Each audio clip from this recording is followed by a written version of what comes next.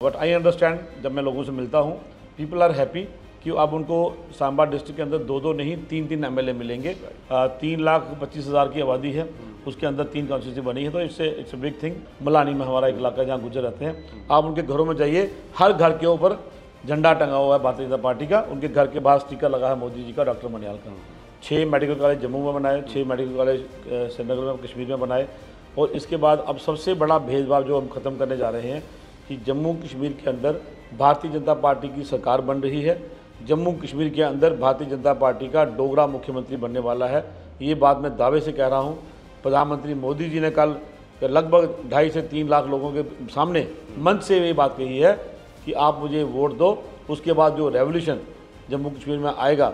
जबकि मेरा ये मानना है कि रेवोल्यूशन आ चुका है पिछले 10 साल से, लेकिन मोदी जी उसको कहते हैं ये सिर्फ एक मात्र ट्रेलर है।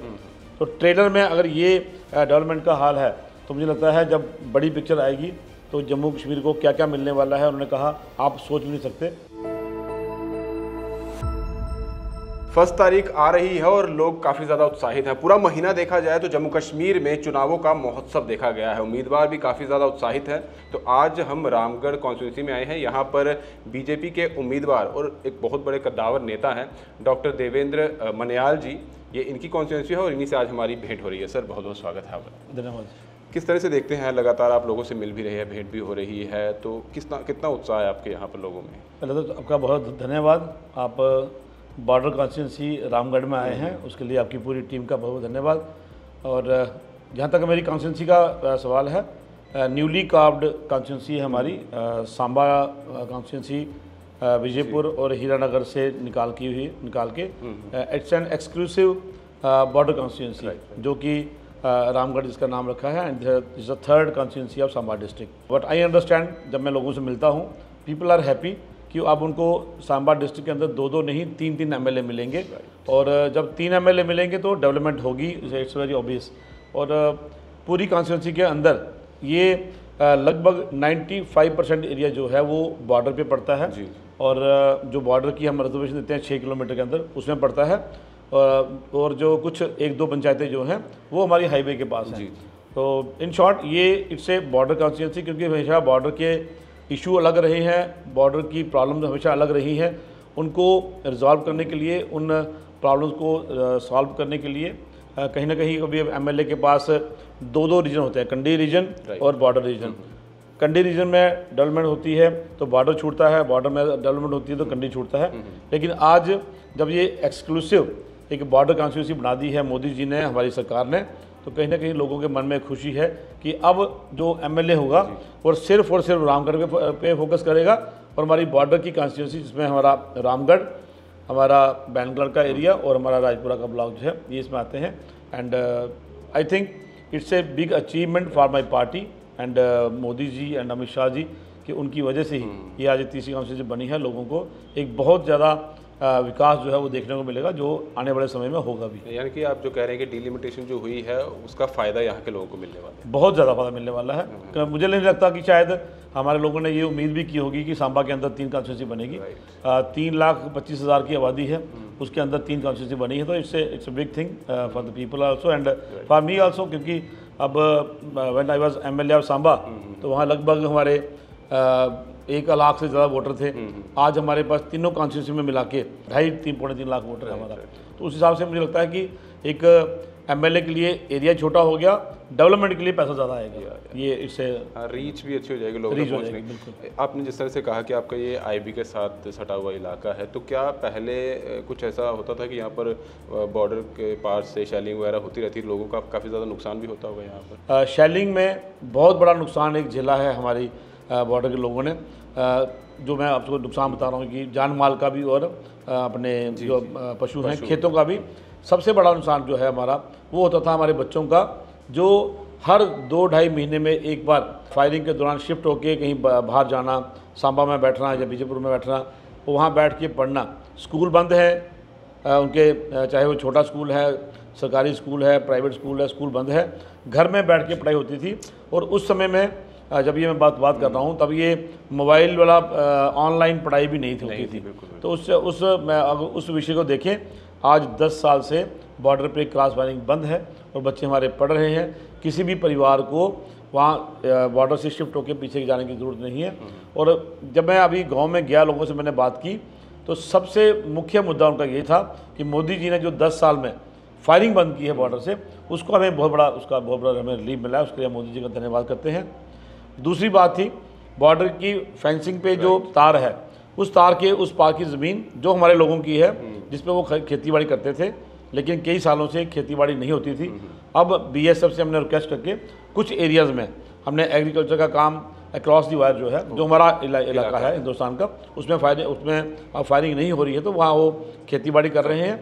और दूसरा, कुछ जगह पिछले 50-60 साल से ऐसी थी जहाँ पे अभी खेती बाड़ी पॉसिबल ही नहीं है, वहाँ पे हो ही नहीं सकती, क्योंकि 50-60 साल से वहाँ हुई नहीं। लोगों की ये डिमांड है कि वहाँ पर हमें वन टाइम कंपनसेशन देके हमें पैसे दे दें, ताकि हम ज़मीन जो है कहीं और ले लें, या फिर साल की 2 फसलें हमारे बॉर्डर के किसानों को उसका कंपनसेशन मिल जाए, कि जो 2 फसलों का पैसा हमें आता है वो पैसा सरकार दे दे। अगर सरकार वो ज़मीन चाहती है तो सरकार वन टाइम सेटलमेंट करके उस ज़मीन के पैसे हमें दे दे। तो ये 2 बड़े इशू थे।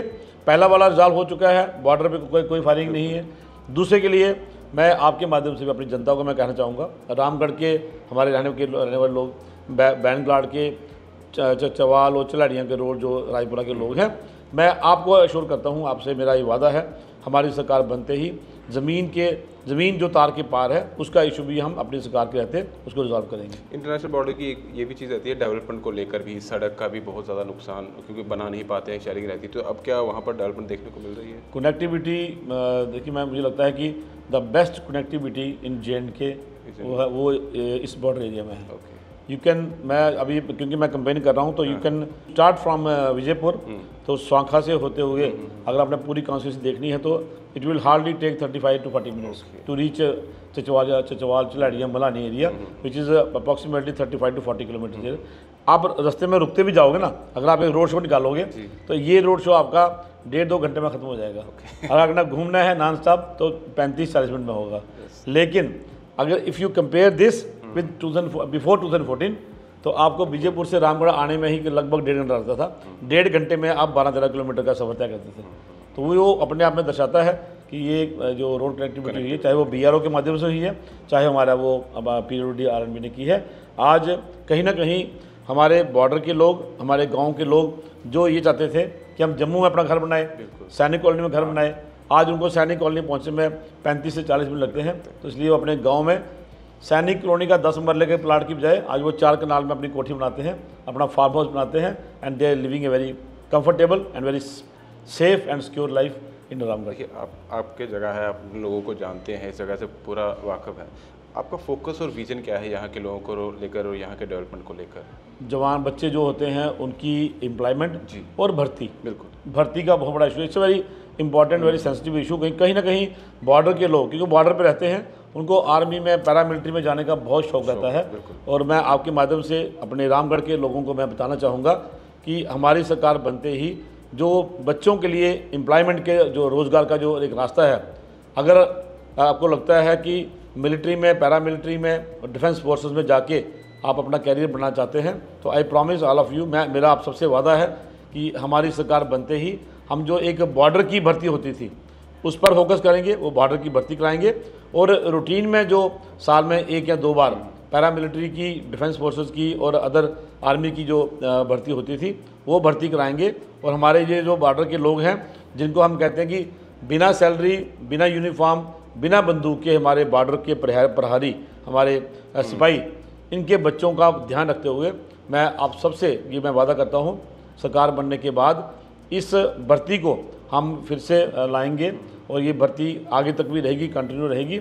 जो बच्चे आज चाहते हैं फोर्सेस में जाना, उनकी इच्छा जो है भारतीय जनता पार्टी पूरी करेगी। अपोजिशन की भी बात की जाए, आपने उनका मैनिफेस्टो देखा होगा, नेशनल कॉन्फ्रेंस का। उनके मैनिफेस्टो में कहा गया है कि हमारी सरकार बनाइए, लोगों से अपील भी कर रहे हैं और मैनिफेस्टो भी इसलिए जारी किया है, हमारी सरकार बनेगी तो हम व्यापार पाकिस्तान से करेंगे, उनके साथ बातचीत करेंगे। हमारी सरकार बनाइए, हम जो प्रिजनर्स हैं उनको रिलीज़ कर देंगे। हमारी सरकार बनाइए, हम 370 जो है वो वापस लेकर आएंगे। तो किस तरह से देखते हैं आप इसको? सबसे पहले तो ये है कि उनकी सरकार बनने वाली है नहीं, वो जीतने वाले हैं नहीं। यहाँ रामगढ़ में it was purely BJP versus all the 10 parties, NC, PDP, Congress, BSP, Chandrashekhar Azad और बाकी भी जो छोटी मोटी पार्टियां हैं इंडिपेंडेंट कैंडिडेट्स, 10 लोगों ने मिलकर बीजेपी के खिलाफ मुकाबला किया, उसके बाद भी बीजेपी जीत गई। तो एट दी आउटसेट मैं यही कहूँगा कि सरकार बनने वाली है नहीं उनकी, सरकार बनेगी भारतीय जनता पार्टी की। लेकिन मैं अपने लोगों से ये अब एक बात मैं कहना चाहूँगा, रामगढ़ के वासियों से, उनसे ये पूछिए कि आप 370 को जम्मू कश्मीर में रखने के फेवर में हो या हटाने के फेवर में हो। उसमें दो बातें आती हैं। अगर वो कांग्रेस का हमारा अपनी पार्टी वाला कहता है कि वो खुश हैं 370 हटा है, तो फिर आपको बीजेपी को वोट करना चाहिए, क्योंकि उसकी पार्टी का कोई वजूद नहीं है, ना अपना वजूद है। अगर कांग्रेस वाला कहता है कि हम हटाने में है, बीजेपी 370 को हम चाहते हैं वो आना चाहिए, फिर वो जनता के साथ हमारे जो जम्मू कश्मीर के लोग हैं उनके साथ धोखा कर रहा है। तो अगर वो धोखा कर रहा है, फिर आप सोचिए आपने उसको वोट करना है कि नहीं करना है। मेरा आप सबसे निवेदन है, जैसे आप भाई साहब कह रहे हैं कि वो कहते हैं हम मिलिटेंट को छोड़ेंगे, हम मिलिटेंट्स को पैसे देंगे। मोदी साहब कहते हैं 65-71 के फौजी जो शहीद हुए हैं, हम उनके परिवार को 15 लाख रुपए देंगे। हम कहते हैं जम्मू कश्मीर में डेवलपमेंट करेंगे, एम्स लाया है, टूरिज़्म बढ़ाया है, वो कहते हैं हम टेररिस्ट को छोड़ेंगे, टेररिज्म बढ़ाएंगे।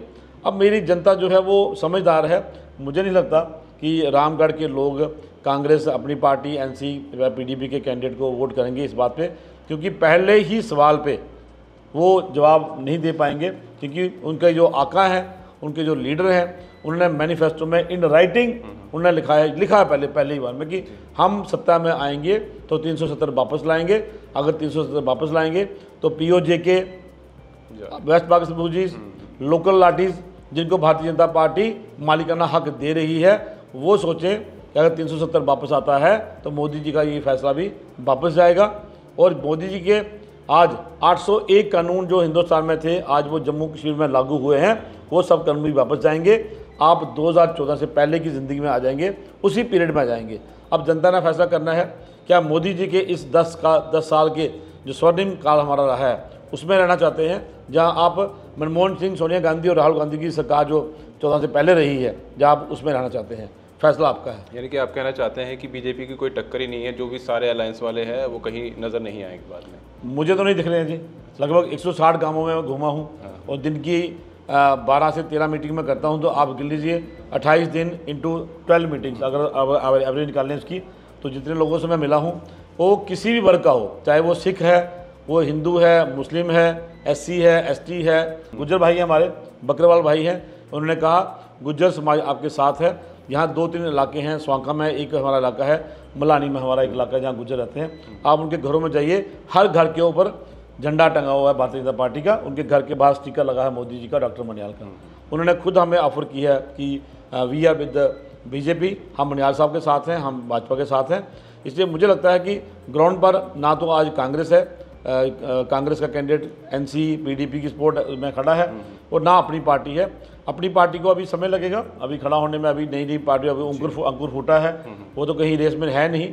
लेकिन कांग्रेस भी कहीं नहीं दिख रही हमें आज की डेट में। किसी की भी सरकार बने तो क्या पहले जैसा ही हाल होगा, वहीं तवज्जो दी जाएगी, या जम्मू प्रोविंस की तरफ भी जो है वो तवज्जो दी जाएगी?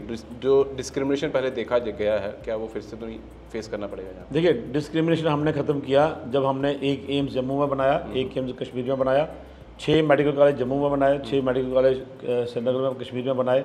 और इसके बाद अब सबसे बड़ा भेदभाव जो हम ख़त्म करने जा रहे हैं कि जम्मू कश्मीर के अंदर भारतीय जनता पार्टी की सरकार बन रही है, जम्मू कश्मीर के अंदर भारतीय जनता पार्टी का डोगरा मुख्यमंत्री बनने वाला है। ये बात मैं दावे से कह रहा हूँ। प्रधानमंत्री मोदी जी ने कल लगभग 2.5 से 3 लाख लोगों के सामने मंच से ये बात कही है कि आप मुझे वोट दो, उसके बाद जो रेवोल्यूशन जम्मू कश्मीर में आएगा। जबकि मेरा ये मानना है कि रेवोल्यूशन आ चुका है पिछले 10 साल से, लेकिन मोदी जी उसको कहते हैं ये सिर्फ एक मात्र ट्रेलर है। तो ट्रेलर में अगर ये डेवलपमेंट का हाल है, तो मुझे लगता है जब बड़ी पिक्चर आएगी तो जम्मू कश्मीर को क्या क्या मिलने वाला है, उन्होंने कहा आप सोच भी नहीं सकते। तो सरकार जो है वो भारतीय जनता पार्टी की बनेगी और जम्मू कश्मीर का डोगरा मुख्यमंत्री बनेगा। सबसे बड़ा भेदभाव यही था, वही भेदभाव हम जब ख़त्म करेंगे तो जनता, मुझे लगता है उसको ये भी रियलाइज़ हो जाएगा कि भारतीय जनता पार्टी जो है अपनी सरकार बनाएगी, अपना मुख्यमंत्री बनाएगी। और ये भेदभाव की जो बात है, मोदी जी ने सबसे पहले ख़त्म किया था भेदभाव, जब उन्होंने 370 हटाया। उस रीजन में वहाँ के नेता, वहाँ की जनता नहीं, कश्मीर की जनता आज भी मोदी जी के साथ है। लेकिन उन लोगों ने कहा था कि मुसलमानों के साथ जुल्म हुआ है, जबकि आज मुस्लिम हमारे चाहे बिजनेसमैन है, चाहे शिकारा वाला है, चाहे दुकानदार है, आज वो टूरिज़्म जहाँ 2-2.5 करोड़ टूरिस्ट जा रहा है हर साल, तो मुझे लगता है वो जो इकोनॉमिकली जो अब उनकी जो स्थिति बेटर हुई है, तो people of Kashmir they are also with Modi ji, and I don't think a common Kashmiri would like to have 370 back in the state of Jammu and Kashmir. और जम्मू वाले तो पहले इसके खिलाफ थे, इसलिए भेदभाव की कोई बात नहीं है। 5 अगस्त 2019 को आदरणीय अमित शाह जी ने, आदरणीय मोदी जी ने इस सबसे बड़ा भेदभाव जो हटा दिया था। आने वाले समय में डोगरा मुख्यमंत्री बना के वो भेदभाव भी हम खत्म कर देंगे। डोगरा या यहाँ के लोगों की आवाज़ जो है वो बुलंद होगी, बिल्कुल बुलंद होगी। आपकी तरफ से आपके लोगों के लिए कोई मैसेज जो आप देना चाहते हैं? मेरा आप सबसे हाथ जोड़ के निवेदन है, आप 1 तारीख को 1 अक्टूबर को सुबह 6 बजे सबसे पहले जाके अपने बूथ पे खड़े हो जाएं, अपना वोट करें, अपने सगे संबंधियों का वोट करें, और एक वोटर जो है अपने साथ कम से कम 3 से 5 परिवार, वो उनकी गारंटी ले ले, वो उनकी रिस्पॉन्सिबिलिटी ले ले कि मैं डॉक्टर देवेंद्र कुमार मन्याल अपने परिवार के साथ साथ 5 और परिवारों का वोट लाऊंगा। मुझे लगता है ये जो रिस्पॉन्सिबिलिटी, ये जो जिम्मेदारी होगी, ये कहीं ना कहीं हमारी वोटिंग परसेंटेज को बढ़ाएगी, क्योंकि जितनी ज़्यादा वोटिंग परसेंटेज होगी उतना ज़्यादा वोट बीजेपी को आएगा, क्योंकि आज लगभग पूरा जम्मू रीजन और लगभग 50 से 60% कश्मीर जो है वो आज जम्मू के साथ है, जम्मू कश्मीर में मोदी जी के साथ है। मेरा निवेदन है 1 तारीख को सुबह 6 बजे से वोटिंग शुरू होगी, और मेरी आपसे विनती है कि 10 बजे से पहले अपने बूथ का वोट जो बीजेपी का है उसको डलवा लें। मैं डॉक्टर देवेंद्र मन्याल, मैं आपसे वादा करता हूं कि जिस तरह मोदी जी आपकी सेवा कर रहे हैं प्रधान सेवक बन के, उनका ही जो एक सेवक है वो 24/7 आपकी सेवा करेगा। एक बार हमें मौका दें और बीजेपी को वोट करें, मोदी जी को वोट करें। आपका ये वोट देश के लिए है। अगर हमने ये चुनाव जीत लिया, मैं अगर नहीं लगाऊंगा, हम ये चुनाव जीत ही रहे हैं, हमने ये चुनाव जीता तो हमने ये देश, समझिए कि देश जीत गया है। इतना मेरा निवेदन है आपसे कि 8 तारीख को फिर जश्न होने वाला है। बिल्कुल होने वाला है, बिल्कुल होने वाला है। हम आपको भी बुलाएंगे, आपकी टीम को बुलाएंगे, इस जश्न में आप भी पार्टिसिपेट करें। जी चलिए, शुक्रिया सर हमें अपना वक्त देने के लिए। धन्यवाद। तो साफ तौर पर 2 दिन के बाद ही 1 तारीख की बात की जाए तो आपको वोटिंग के लिए निकलना ज़रूर है। सब लोग वोट करिएगा। तो वोट जो है ये आपका आने वाले 5 साल, 10 साल, 15 साल जो है वो उस पर निर्भर करता है कि जिसको भी आप वोट करने वाले हैं तो वो आपका फ्यूचर जो है पूरे तरीके से बनाने वाला है या फिर बिगाड़ने वाला है। नमस्कार।